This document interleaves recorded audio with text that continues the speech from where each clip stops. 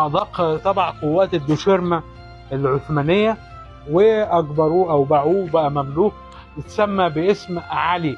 وقت خطفه كان عنده حوالي 13 سنة. لما جه مصر خد لقب علي بلوط قبان. بعديها طلع في رحلة حج للحجاز، وكان من ضمن القوات اللي بتحمي المحمل. حصل تعدي من العربان على المحمل فبعضه وهجم على العربان وتفوق عليهم، ومن هنا خد لقب جن علي. تلف الايام، روح يا ايام وتعالي يا ايام وتعرف على العناية الجميله اللي مدفونه تحت القبه اللي هناك. نفيسه البيضه، الست نفيسه البيضه اللي هي صاحبه موجود عند باب زويلة.